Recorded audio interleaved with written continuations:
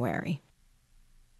The next time you're standing in the liquor store, staring at the bottles of wine on the shelves and wondering which one you should get, and they just stare back, don't you wish you could have a wine expert with you? Well, now you can. You can take sommelier and author Natalie McLean with you on your phone.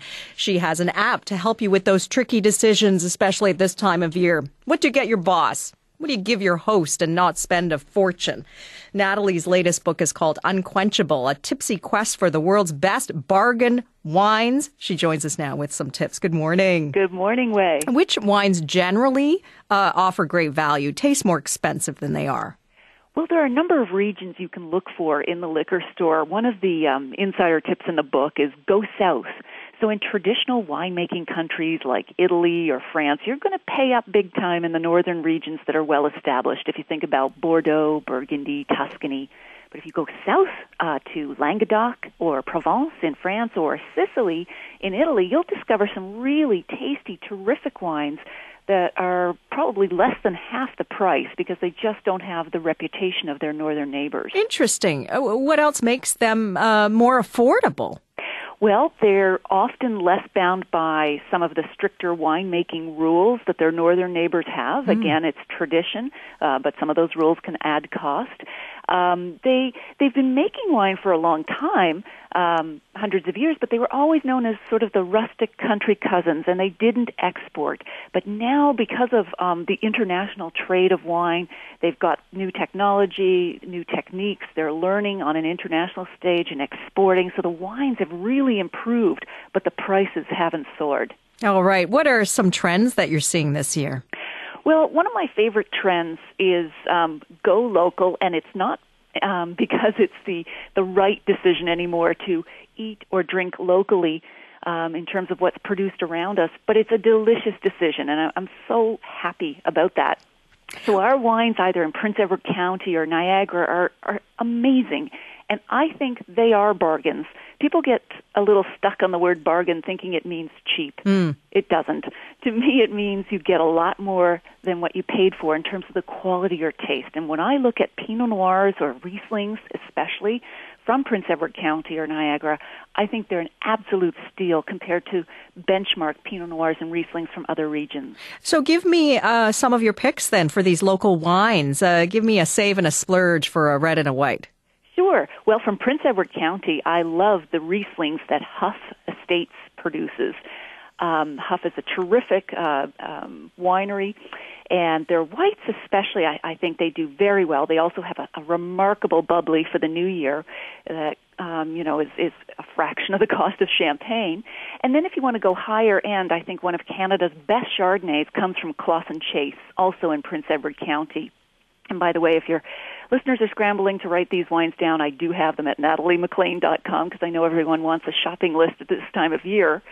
And then I would go to Niagara and pick out, it's really hard to pick Pinot Noirs down there because there are so many remarkable ones. But at the value-priced range, I would choose Inniskillen's Pinot Noir. They're sort of basic Pinot Noir, which is only about $13 or $14, goes terrific with holiday turkey. And then at the high end, maybe Le Clos Jourdain or Toss Pinot Noir is amazing, complex, beautiful, great gift wine. Now, we always want to bring something, obviously, for the host or hostess. Is there a wine that has a broad appeal that's a safe choice to bring? Absolutely. Actually, right back to where we were just now, Riesling and Pinot Noir, especially I think Pinot Noir, are what I call switch hitter wines because they appeal to many palates, especially when you're not sure of someone's taste. These wines are packed with flavor, and yet they're not heavy in polarizing taste aspects like tannins and heavy oak and alcohol. So they're terrific gift wines. Yeah, the Pinot Noir was all the rage the last few years. I wasn't sure if it was still popular. It is. I know it's so 2007 or whatever, but, it's still going strong because it's a fantastic wine. It's a real hedonist's wine in that it gives lots of pleasure, all evening. It's a terrific food wine. It's very versatile because it has this mouth-watering juiciness to it. But again, it's just not heavy, hit you over the head, kind of like a high-alcohol wine would. Now, what about a gift for our boss or coworkers? What advice have you got? Sure. Well, again, if you're not sure of their taste, going with someone's taste is always the preferred way to go with a gift. The other way you can go is if they're of, say, Italian heritage, you might get them a wine from that country and so on. But if you just don't have much to go on, then I would go with a blue chip wine like a Cabernet from even our own wine regions do terrific Cabernets, or you might go down to California. Again, I would go south.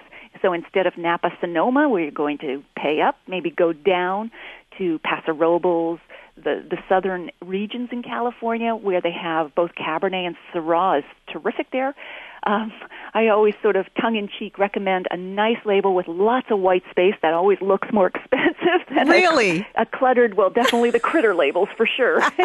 And this is your boss, keep in mind. So it's got to be blue chip, solid, balanced, just the way you want the perception of your performance. No kidding, not too juvenile. Now, I mentioned that you've got an app that people can just take you with them to the liquor store. So what do? I just hold up the phone to the wine bottle? What does it actually give me? What information? You bet. It's available on, iPhone, BlackBerry, Android, and the other smartphones. So, and you can download it on their stores or via NatalieMcLean.com, and you just go into the liquor store. There are 150,000 barcodes stored in this little app, a little pocket sommelier. You just scan the barcode. It's very simple with your smartphone, and up comes tasting notes, scores, food matches.